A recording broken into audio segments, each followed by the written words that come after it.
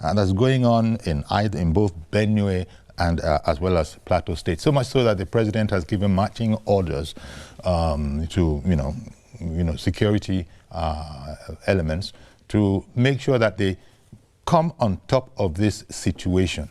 We can't continue. 52 persons were reportedly killed Sunday night attack in Zike Hamlet. That's in Plateau State, and the killings extended beyond that. But just before we go launch into the conversation, let's look at this background report. Corpses of victims killed in the midnight invasion were recovered and taken back to the community. We sighted others by the roadside laying on the ground. The atmosphere in the Kwal community is that of wailing, soberness, and anger as we witness.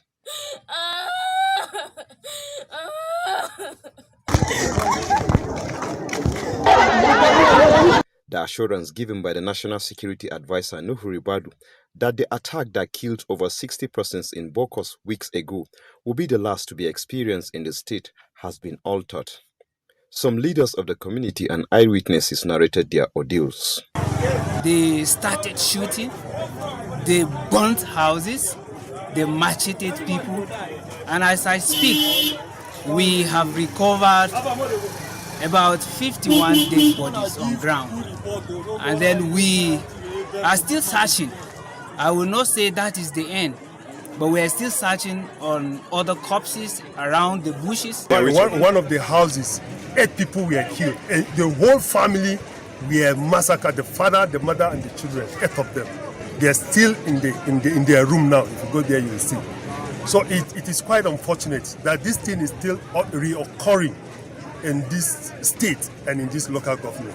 From last year, if I will give you the account of women that lost their husband, we have about 570-something women that Fulani people killed their husband. We have so many widows and orphans in this community. So we are tired. This thing enough is enough.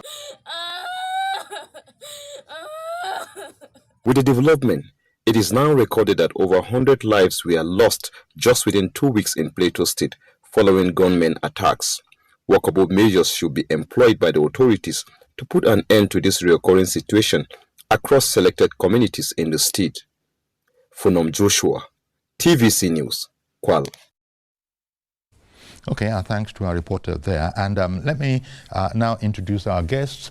Dr. Sani Abdullahi Shinkafi is our guest. He's joining us from our Abuja studio. Dr. Shinkafi is the Executive Director of Patriots for Advancement of Peace and Social Development. A fine morning to you, sir. Good morning, Yori. Yes. Thank you very much for making the time for us. Let me get your, get your comment first of all on the tragedy, which started on Sunday night. I mean, the latest iteration of it. This has been a long-going affair, so much so that the president, perhaps in exasperation, has now given marching orders to all the security forces to get to the bottom of this, make sure that they catch, they determine who was behind it and indeed do the justice to the situation. Let me start off by taking, Dr. Shinkafi, your view on all of this. First and foremost, let me use this opportunity to extend my condolence messages to the good people of Plateau State and the government of Plateau State about the brutal killings of over 100 innocent lives by unknown gunmen, or I can say armed bandits. This is a very quite unfortunate and disheartening. This situation of killings, blood-letting, displacement of innocent people in Plateau State has been quite in place for over 2 decades. And the resurgence of these killings, it is highly alarming, and the government need to step in and make sure that the killing has been stopped drastically. The visit of National Security Advisor, when the last 2 weeks an attack was launched in Bokos where more than 80 people were killed, he gave assurance that is the end of the killings. But the reverse is the case. What happens on Sunday in Bassa local government, it shows that the government need to sit off and live up to their expectation according to the section 14 subsection 2 of Nigerian Constitution 1999 as amended. So the killings and the genocide and massacre of innocent life cannot be tolerated in a civilized society where we have a security apparatus who are being entrusted to take charge of this crime and criminality in a society. So it is quite unfortunate the marching order given by Mr. President. Mr. President has been given series of marching order to security agencies. It has not changed the narratives. But there should be a homegrown solution where the governor and the community leaders will sit down and look at what are the root causes of the conflicts for over 2 decades. Indeed. Indeed. So the issue of the insecurity. Sorry, I was going to say the root cause, as you said, we've got to get to the bottom of this whole affair. But here we are saying that unknown killers, unknown gunmen, maybe bandits. How difficult is it really to ascertain the identity of those who are in this diabolical act? How much of it is, do we really want to address the issue if we are saying that we actually don't know them? So we're talking about unknown gunmen. Yeah, you see, a lot of people call them armed bandits. Some people call them Holland herdsmen. Some people call them militia. Some even call them Boko Haram and ISWAP. So the government has to go into the bottom of the matter. That is the root cause of the conflict for over 2 decades. If I can refresh your memory, in 2004, President Obasanjo declared state of emergency for 6 months, while he suspended the governor and legislatures and bring an Army General Mohammed C. Ali to take over the mantle of the leadership of the state, and where the security has been restored for the period of 6 months. A lot of people have condemned the act, but the issue of killings and the just riot, which has taken place in that around that period, has now bring a restored peace in the state. But what we are saying, the issue of conflict in Plateau State is different, is highly dimensional.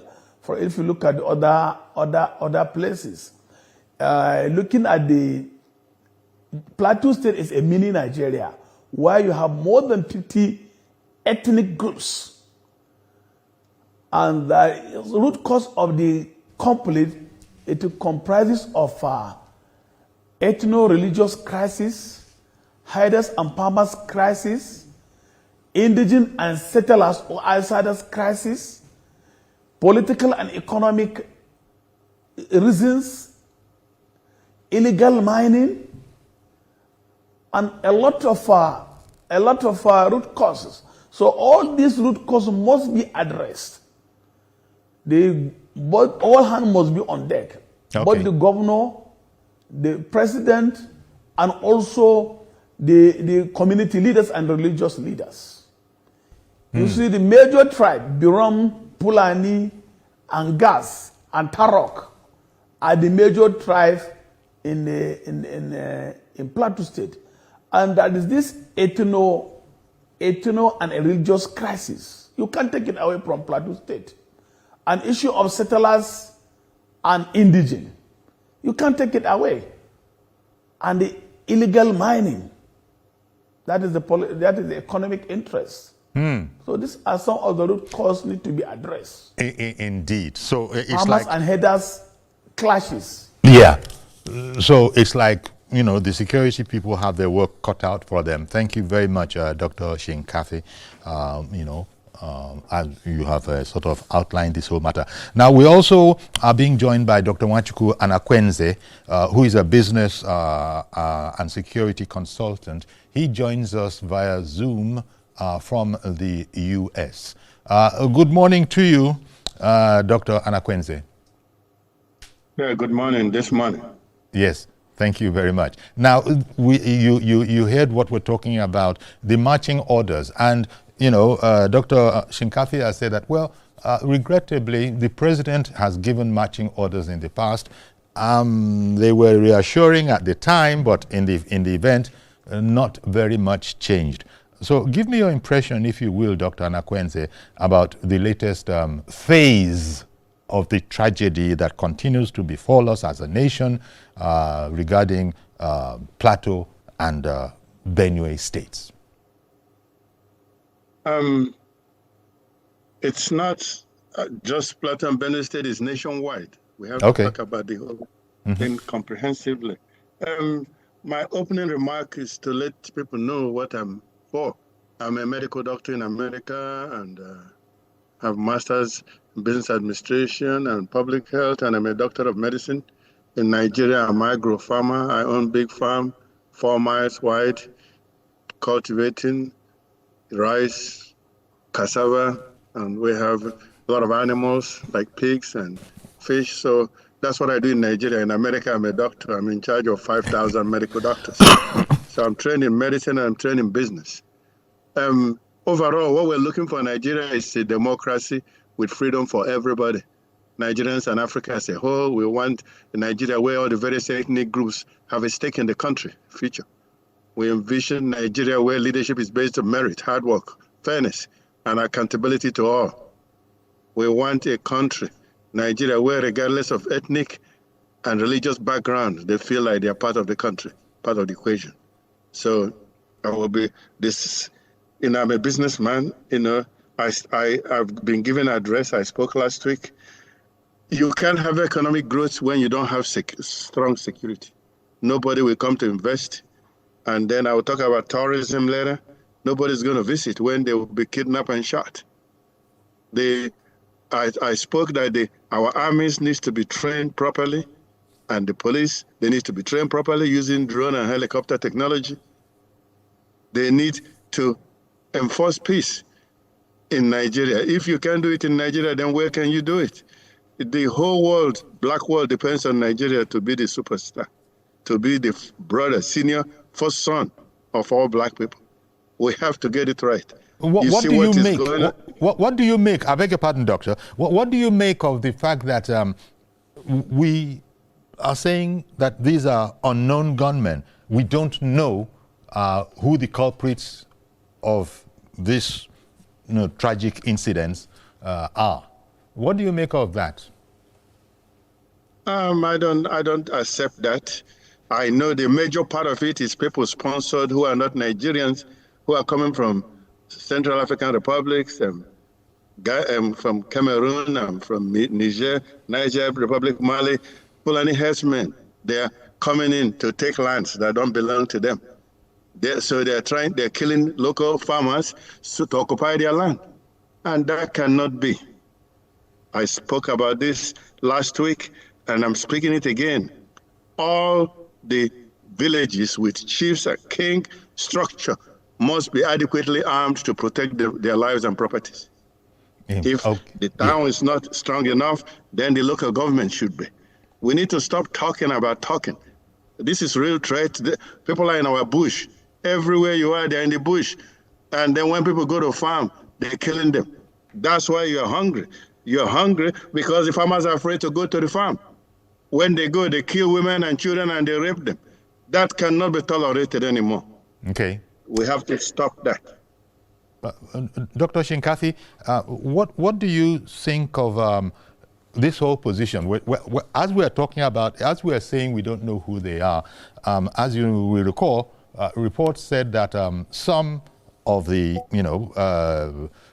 eyewitnesses and some of the actual victims had reported that they were speaking Fulfulde. And people have also responded to that by saying that, look, Fulfulde is not necessarily just, the language of the Fulani,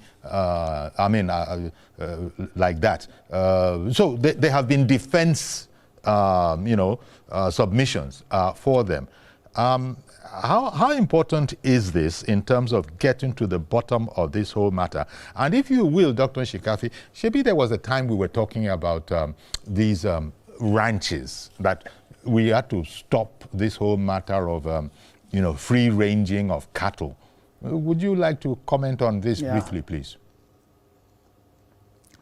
Yeah, you see the issue of labeling them unknown gunmen is a slap to the internal security intelligence gathering. It's a slap to securities. We have the DSS who are entrusted with the responsibility of having an intelligence gathering, internal intelligence gathering. So for anybody to be calling the unknown gunmen, it means the ongoing spaces in the rural area there was no anybody representing either security agencies or the government or the community. There should be an internal security gathering to know where these criminals are coming from. Even if they are speaking full day, as I have said earlier, predominantly statistical, if you look at the statistic of the population of the settlers or outsiders, are Fulanis and Hausa and other tribes. Most of them are predominantly, the outsiders are Muslims, and some of them are Fulani and Hausa Fulanis. So anybody can speak full day, whether they are Fulani from Adamawa or from Jos or from anywhere, can speak full day. But what we are saying, that is payload in this internal security gathering. Because if the DSS have stood to their assignment, I think they are in a good position to give an internal security gathering to the action agencies. Then the action agencies will now act. But in the absence of, even if the DSS gave an internal security gathering to the action agencies and they fail to act, then that is where we can now look at where the problem is going on. And the Operation Safe Haven, maybe there were no deployment of adequate security agencies in that area. There is Operation Safe Haven in Plateau State, and in that particular maybe community, there's an ongoing space. And that is how this now criminal will now come and perpetuate this crime and criminality when there's an ongoing spaces, or if the security are not living up to their expectations. These are some of the challenges. Then on the issue of the farmers and the headers clashes, there should be a lot of places now in advanced country. If you go to Ethiopia, you will see there is planning in Ethiopia, there is planning in Egypt, there is planning in Central Africa, but they are have turned this cattle rearing as a commercial enterprise. So now they have modernized the issue of cattle rearing to a grazing. They have a range where they will now do like a ruga, where all these planning will now put their cattle. They will now plant a very good grass, which will be good for the breeding, for the cattle breeding. So these are some of the challenges. The government has to keep to their expectation on providing security. Mr. President, as a commander-in-chief of armed forces of the Federal Republic of Nigeria, must invoke the section 114 subsection 2B to make sure that the security of life and property is assured in each and every segment of the states. Looking at what is happening in the northwest, north central, northeast, even part of southeast, southwest, north central, nobody is safe. And looking at also the numbers of the security personnel, All put together, the army and the police and other security agents are not more than 2 million. Look at the size of the population and the land mass in Nigeria. Yeah. Dr. Anakwenze, as you might realize, the Ruga, arrangement that was spoken about, it hasn't gone down well, I believe, with Fulani herdsmen, simply because it's not their tradition. I don't think it's any more complex than that. Look, they are used, I think it's been going on for maybe hundreds of years, at least definitely for scores of years, where, they're free-ranging, they're traveling with their cattle, and this has always brought strife because, they follow water routes and they follow feed routes. Can you speak to that? Because some reports I have heard have said that, look, this is not the way we do our thing. And this modern thing, this newfangled thing that is coming about in 2024, 2025, or as far back as maybe 2022, 3, when the idea of Ruga was muted, the Fulani herdsmen don't like it, simply because it's not part of our custom. What can you say about that? Regarding that, I have said my own idea is this, that those cattle should be raised in the north, like in Kano. That's why I said the train should connect all the state capitals. Train should connect all the train capital in Nigeria. Overnight, you ship them in the train. They arrive in all the capitals in the morning, and they're eating. Nobody will tolerate anybody coming and going through somebody's farm because you don't like it. You don't want doing it a different way. No, people who have farms like me don't want anybody coming and eating my corn and my yam and my pineapple and my rice. We don't want it either. So we have to work out a solution. A solution is for them to be raised in the north. I went to the north when I campaigned. They have huge land. They have so much land, 3 times or 4 times more than the south. They don't need southern land. They have so much land, you will drive and drive until your eye goes blind. So we can help them irrigate the land, grow the grass, raise it there, move it by train to where they need to go. We like cow. We are not against cow, but we don't want somebody raising cow, raping our women, killing our people. Farmers are afraid to go to farm. That's why you have hunger, because all the people farming can't go to their farm to farm anymore. We cannot tolerate that. We cannot adjust to somebody to bring their cow and eat our food. And we people who are farming, they are farming because they eat and they use it to raise their children and use it to pay hospital bill. You cannot let somebody do this so that somebody else will suffer. That have to stop. We've come to the end of that. And that's why I told you all the towns have to be armed, supervised by the police and security. All the kings needs to be made in charge. The vigilantes of all these villages and town unions and local government have to be armed, supervised by the police and security agencies, including DSS. That's the solution. Okay. Dr. Shinkafi, leaders are beginning to think about, in the areas, are beginning to talk about, look, people, in fact, I think the governor, if I'm not mistaken, Caleb Mutfwang, and indeed perhaps Hyacinth Alia, have begun to talk about people need to stand up for themselves. We can't just be lying there and people just run, all over us and kill us and do all the horrible things that have been said. I don't know. There are those who are saying that if Nigeria was like America, for example, and I selected America just because you have the right to bear arms there, category of arms.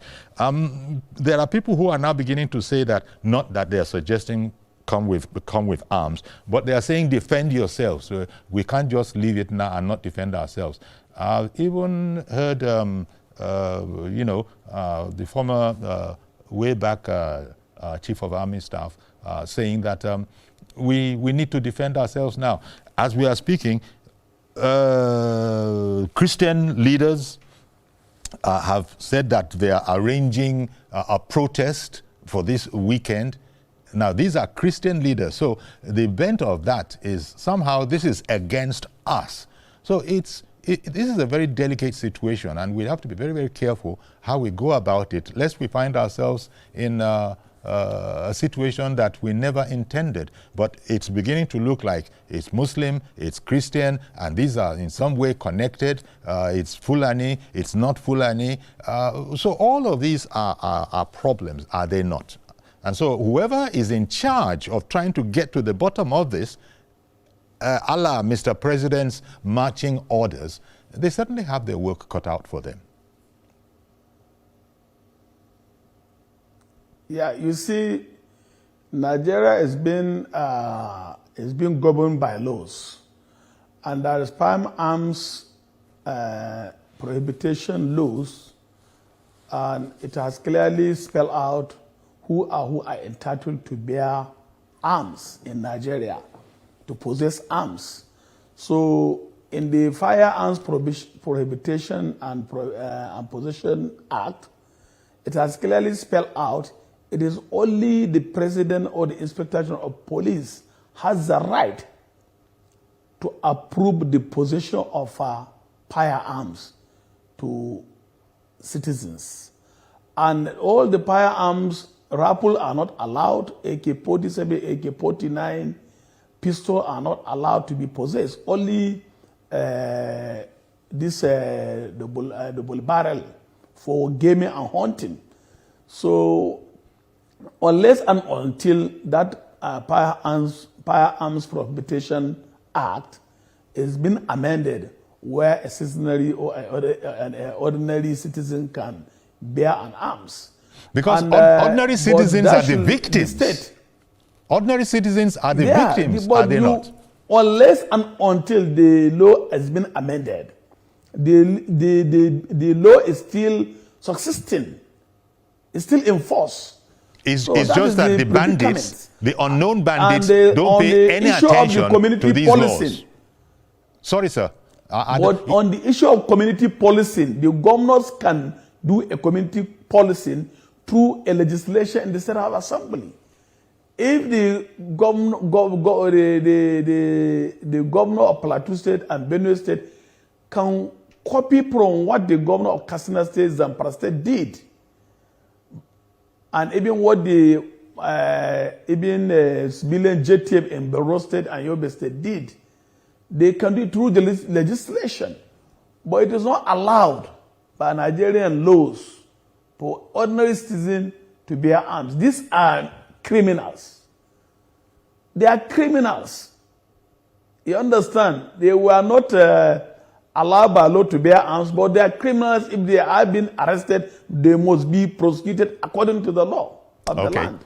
All right. I'll tell you what, so I'll just take a break now. There's a proper sorry, Dr. Shinkafi. I'll just take a break now, and Dr. Anakwenze, I'll be back and we'll continue this conversation. Do please stay with us.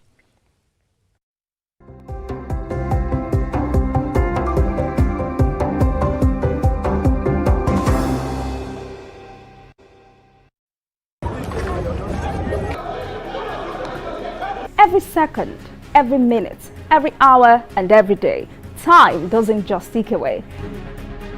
It's a countdown to political decisions that shape our world.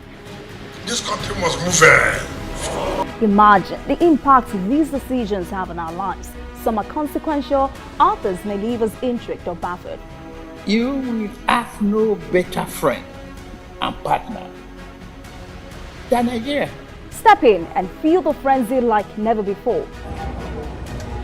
Join me every weekday for an hour of fact-finding interviews with questions cut to the core. How would you say your administration has fared in these sectors? I will dig in to get to the heart of issues, from local politics to global insight. Join me as I unearth the power plays, jaw-dropping revelations, and the unfiltered truth. This isn't just politics, it's unraveling the stories that matter. Brace yourself for Politics Tonight every weekday at 8 p.m., where every decision echoes along the corridors of our lives. Politics Tonight, only on TVC News.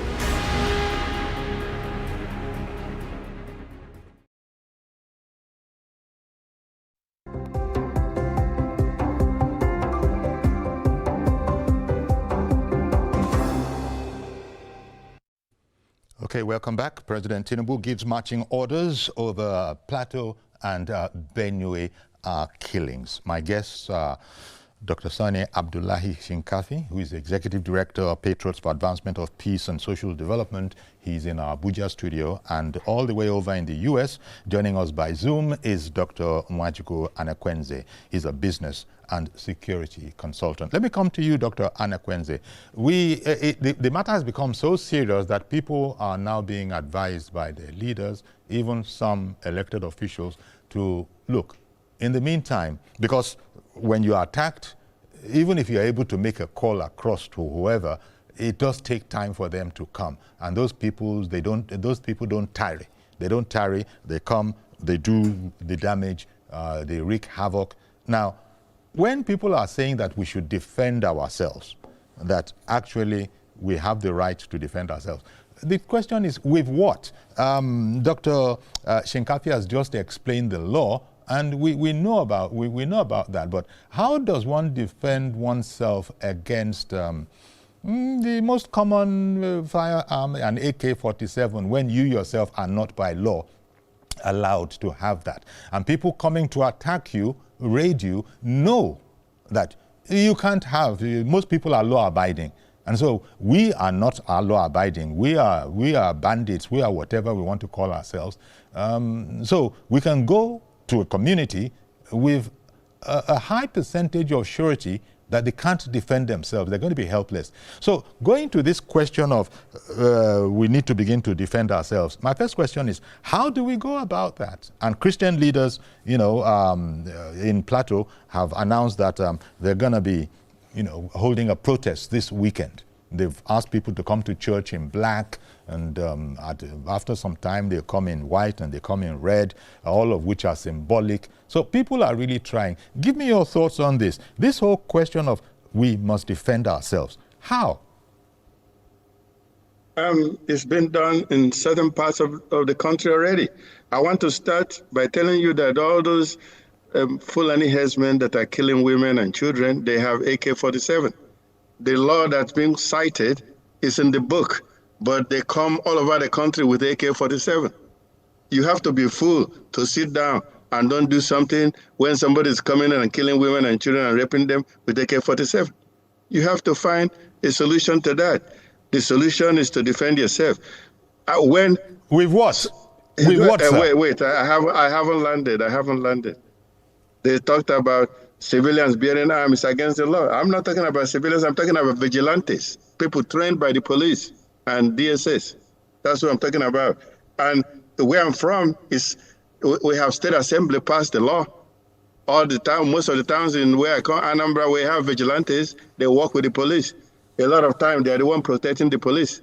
A lot of time when these criminals come, the police run away. The vigilante are the one that steps up and defend the police station from being burned down. It's already been done. Through the state legislature, they passed law that creates vigilantes. I'm not talking about civilians. I'm talking about trained people by the police, trains them. Mm-hmm. There's nothing wrong with that. That's what we have to do. That's the direction we have to go. If you're waiting for police to come from 100 miles, you're wasting your time. You need local people there who will work with the police, who will call the police. Okay. Elder David, good morning to you, sir. Elder David, can you hear us? Good morning.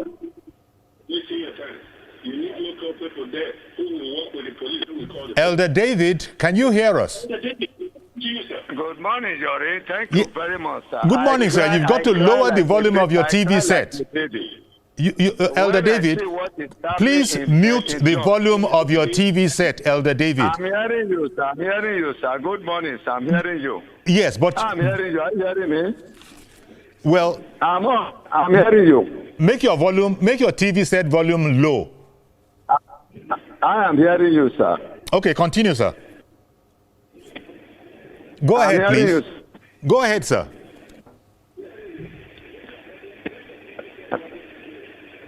You see, Elder David, what I'm trying to say is that you can't listen to us. I cry like baby when I see what is happening in Plateau State.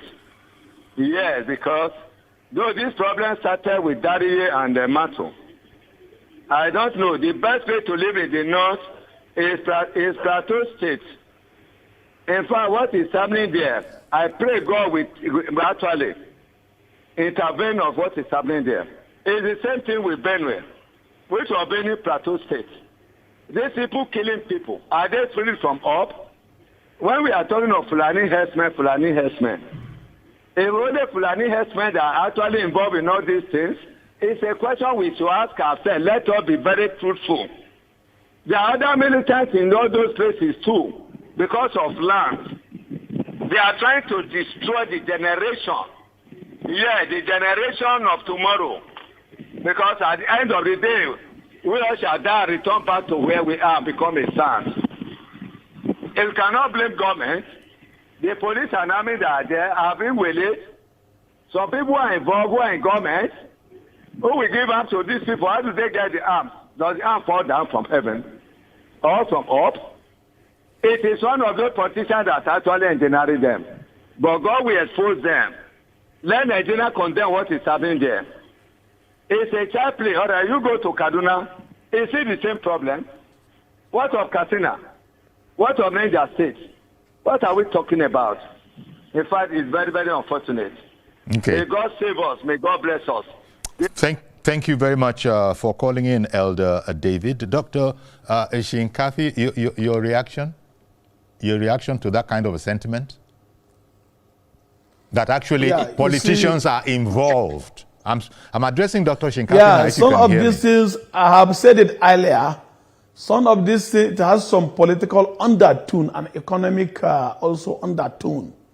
I have made mention of some politician maybe had that because state of emergency has been declared in Plateau State, they want to use also other way around to cause havoc and killings in Plateau State, Benue State, Zamfara State, and many states across Nigeria, so that the APC government will now declare state of emergency for political reasons. So it may have some political undertone.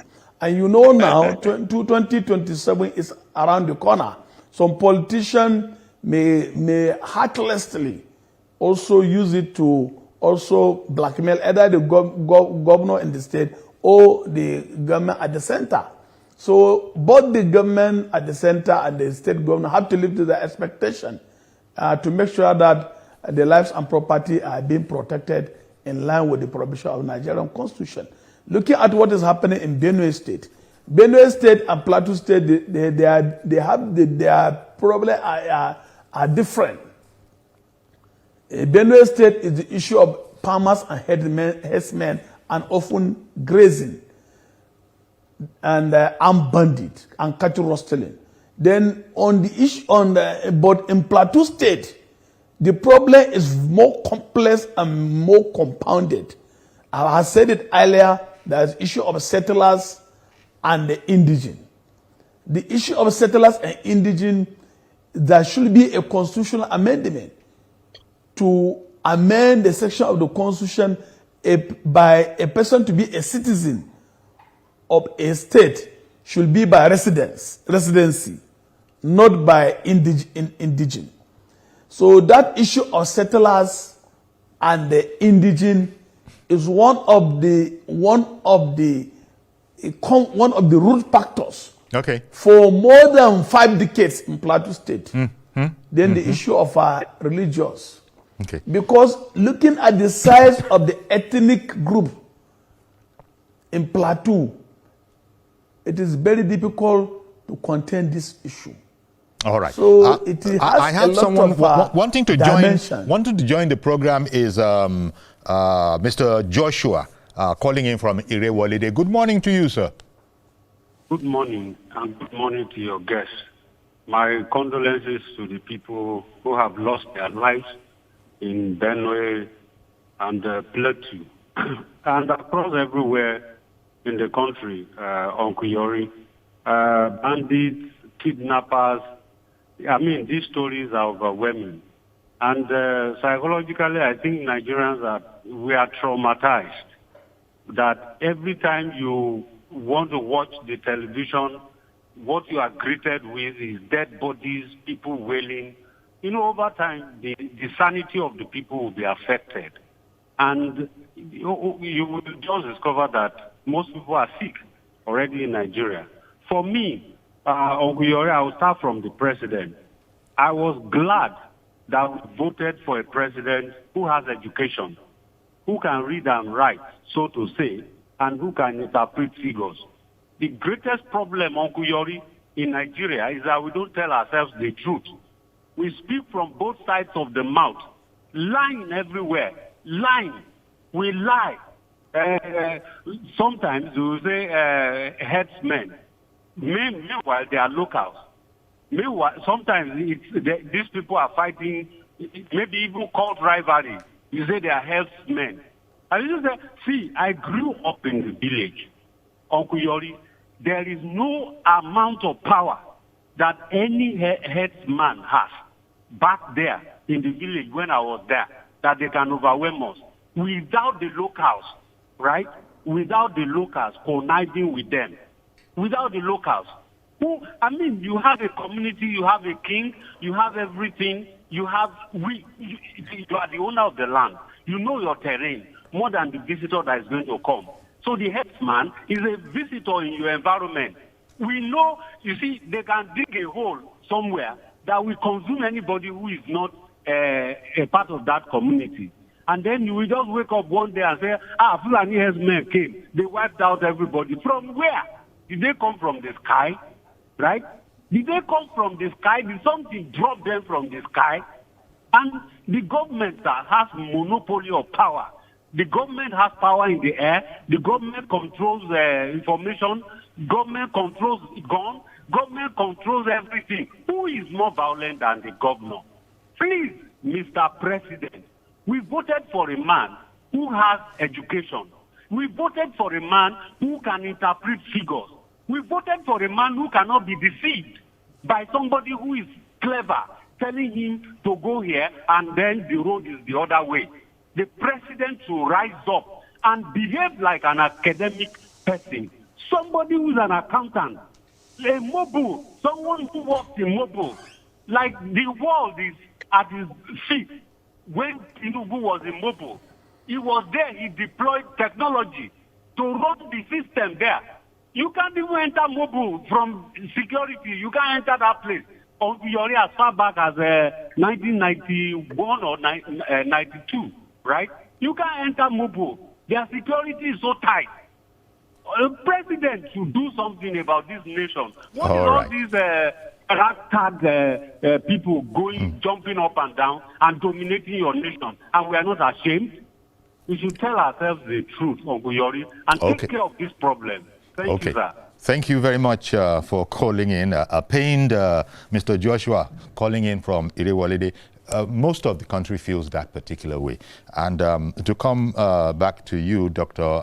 Anakwenze, you said that, you said it before, I believe, I hope it is your turn, because I'm alternating between Dr. Anakwenze and Dr. Shinkafi.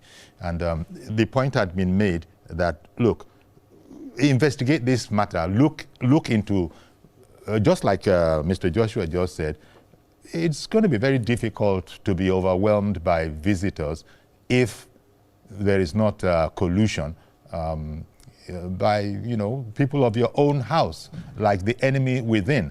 I don't know. There are all sorts of angles, so that really, I don't know, the president's marching order, it looks like it does require some sort of research so that we get to the bottom of what exactly is going on, because we can't address this matter if we don't know what is causing it.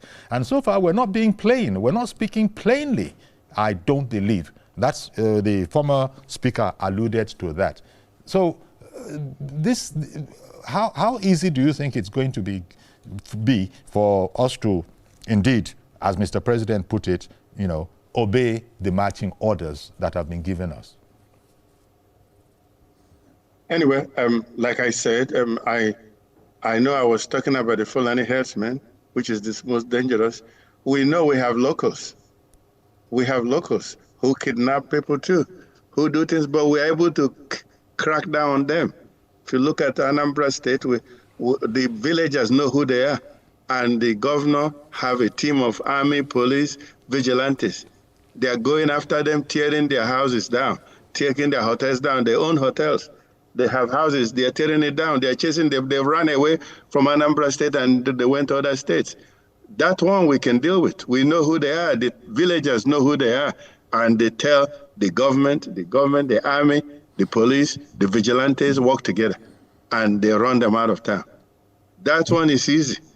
But the harder one is somebody with AK-47 living in the bush and striking when you sleep. That's what's more dangerous. It is.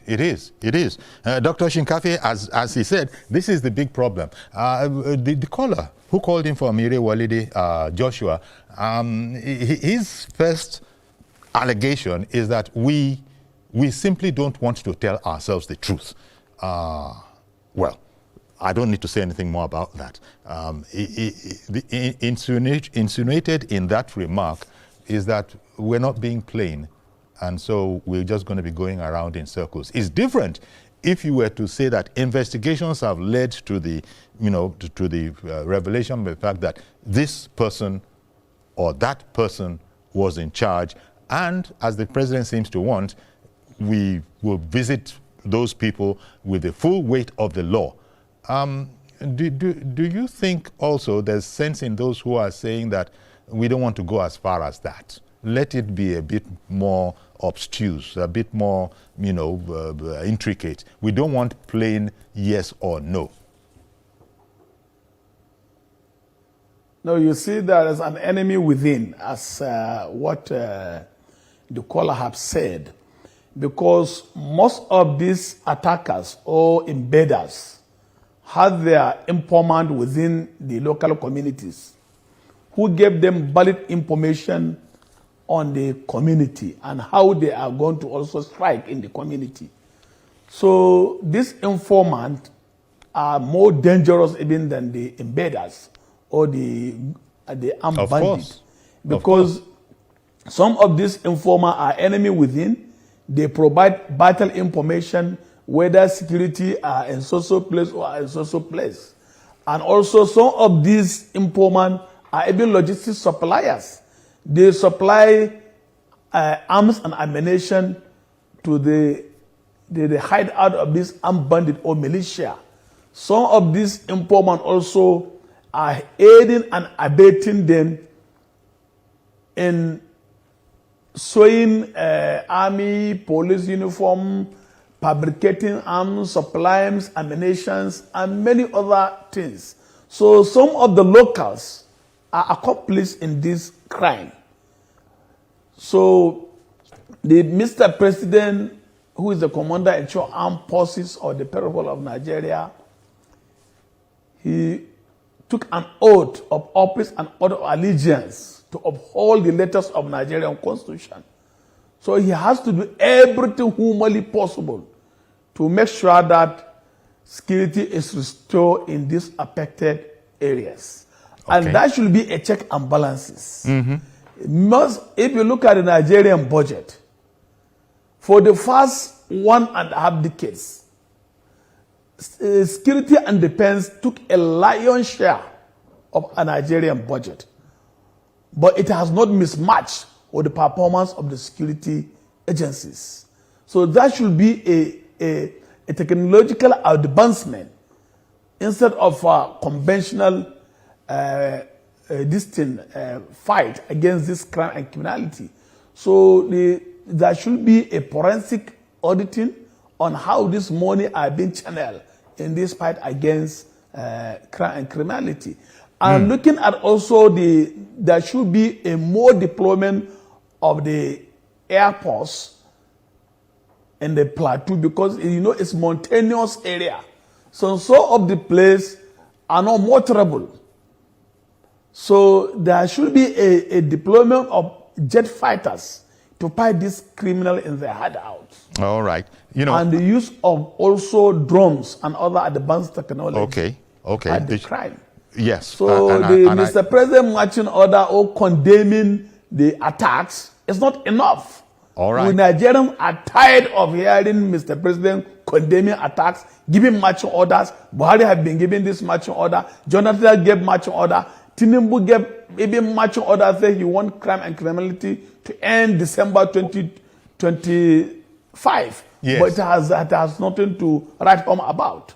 Well, okay. Well, we're gonna have to leave it here. Really, I want to thank you very much, Dr. Shinkafi. Of course, there's also an economic aspect to it because food. I think it was Dr. Anakwenze who had said that I have been mentioned economic aspect of it because of illegal mining going on in Jos. Exactly. Well, as I said... Yeah, and the governor has suspended all mining activities. So it may be their machinery. Well, we've run out of time. Dr.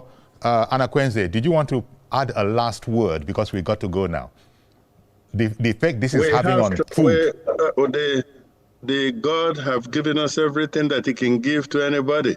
God gave us gold, diamond, silver, oil, gas. God gave us yam, cassava, millet, rice. God gave us rain 9 months in a year. God have blessed us more than any people in this world. We need to invest in our young people, youth. They are the ones that will save us. All these old people are corrupt. We need to invest and train our children in education and infrastructure and go back to farming. All right. I'm afraid we've completely, so sorry, Dr. Nwachukwu Anakwenze, we've completely run out of time, but I do want to thank you for joining us via Zoom, as I do thank you too, Dr. Sani Abdullahi Shinkafi. Thank you, gentlemen, for coming on our program this morning. Really appreciate you. Okay, we're going to have to leave it there. That's our program today. Do please join us tomorrow for a fresh edition. I am Iyori Folare. Bye-bye for now. With Glovo, you've got the city at your fingertips. Hanging out with friends and craving fried chicken or smoky jollof with fried plantain? Order on Glovo and receive it in minutes. Running low on toiletries? Don't panic, Glovo's got you. Order on Glovo and receive it in minutes. Family time deserves quality food, so treat them to a sweet surprise. Yummy.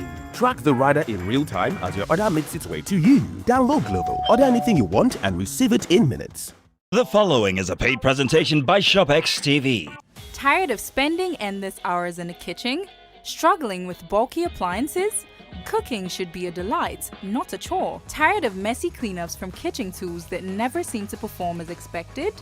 Do you wish there was a single solution to handle all your blending, chopping, and grinding needs? Introducing the Cook X 4-in-1 blender, the 150 Naira. That's a saving of over 100,000 Naira. And remember, you won't just be getting the blender. There is more. Order now and you receive a premium knife set valued at 30,000 Naira. Absolutely free. We'll also deliver the Cook X 4-in-1 blender to your door for free. But hurry, this flash sale is for a limited time only. Stock is running out fast, so don't miss this opportunity to upgrade your kitchen at an unbeatable price. Call now while stocks last. Proceeding is a paid presentation by ShopX TV.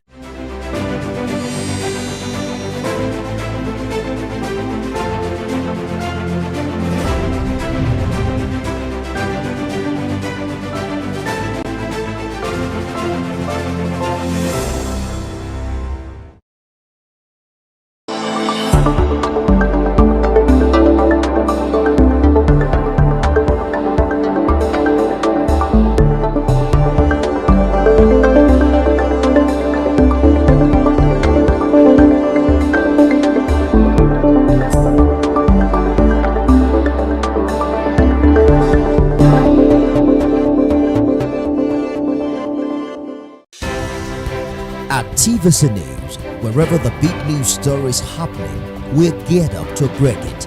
TVC News, first with breaking news.